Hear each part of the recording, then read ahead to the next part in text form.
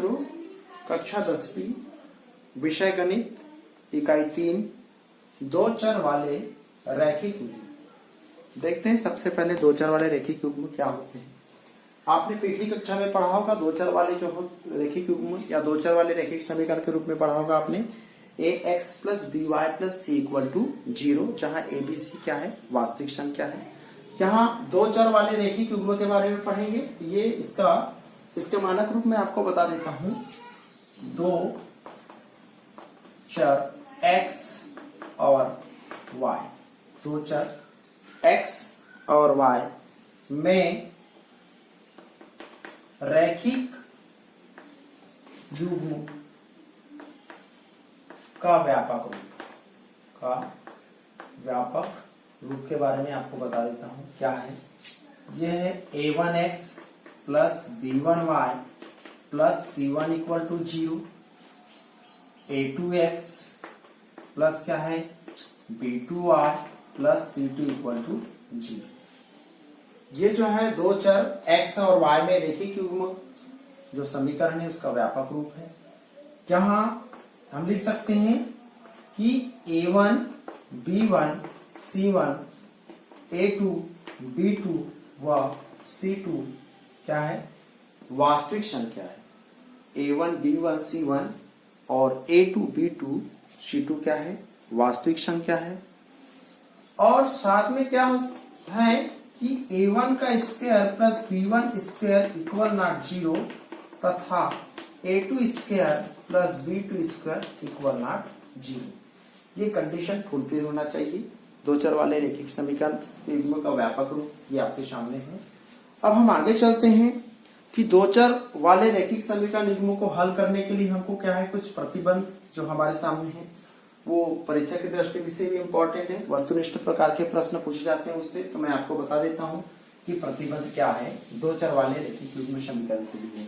तो हल करने के प्रतिबंध है, यहाँ पर हल करने के प्रतिबंध देखिए।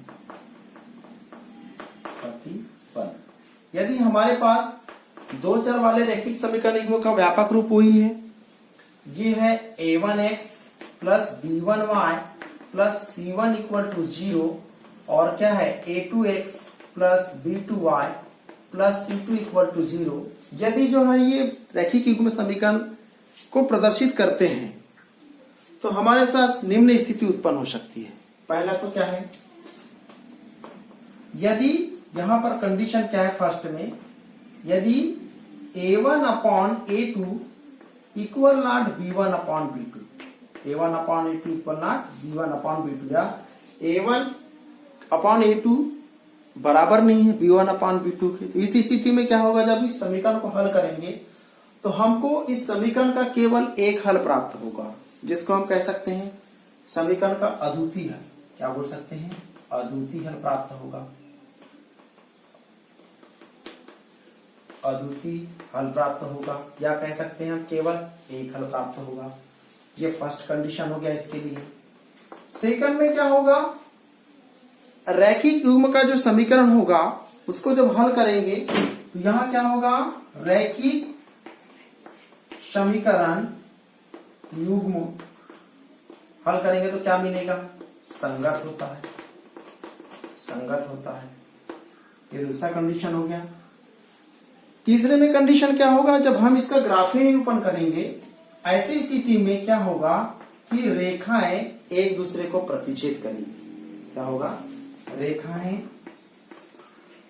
एक दूसरे को प्रतिच्छेद करेगी,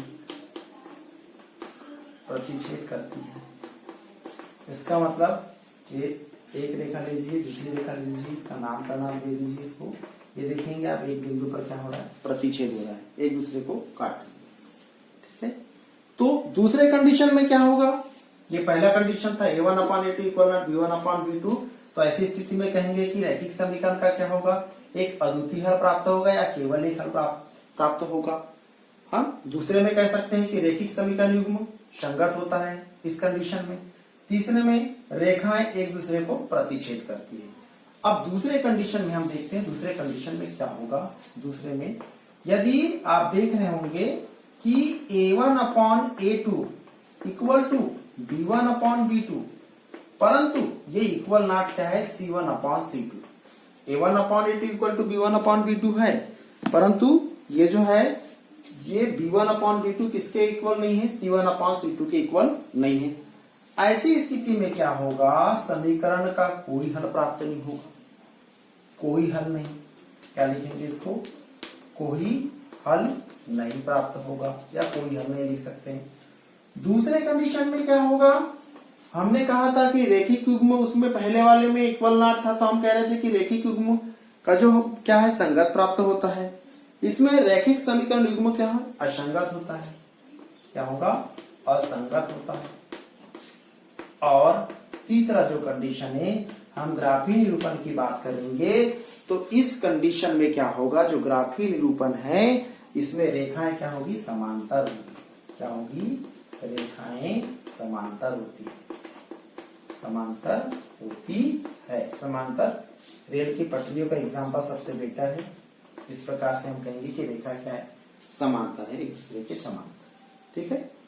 अब तीसरे कंडीशन में पुनः एक लास्ट कंडीशन है। तीसरे में क्या होगा, A1 upon A2 equal to B1 upon B2 equal to C1 upon C2। यहाँ पर तीनों क्या है, बराबर है। ऐसी स्थिति में रैखिक समीकरण का अपरिमित रूप से अनेक हल होंगे।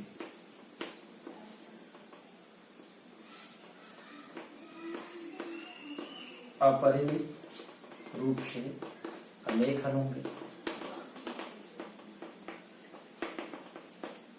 दूसरे में क्या होगा, अब देखते हैं कि रेखिक युग्म का जो समीकरण है क्या है, पहले में संगत था, दूसरे में असंगत था। इसमें क्या होगा, रेखिक समीकरण युग्म आश्रित या संगत होता है। रैखिक समीकरण युग्म, इसको आश्रित भी कहते हैं, आश्रित या संगत होता है, संगत होता है। और तीसरे में रेखाएं क्या होगी, संपाती, संपाती होती है। अब रेखाएं संपाती का मतलब क्या है, ये जो रेखा है, हमने एक रेखा हमने इसकी L लिया, हम एक और रेखा M ले रहे हैं, इसका मतलब ये रेखाएं एक दूसरे के ऊपर रहेगी। यहाँ M भी है, ये इसको हम इस रूप में कह सकते हैं कि ये क्या है, एक दूसरे के ऊपर संपाती। संपाती यानी एक दूसरे को ढक लेना। ठीक है, एक दूसरे को ढक लेना, ये संपाती के रूप में। तो रैखिक युग्म समीकरण के प्रतिबंध जो वस्तुनिष्ठ परीक्षा में जनरली पूछे जाते हैं कि यदि इस प्रकार का कंडीशन होगा, ऐसी स्थिति में आप क्या होगा, कोई हल नहीं होगा, या द्वितीय हल हो गया, अनेक हल होगा, इस प्रकार के। तो ये उसके लिए जो प्रतिबंध है बहुत फायदेमंद है।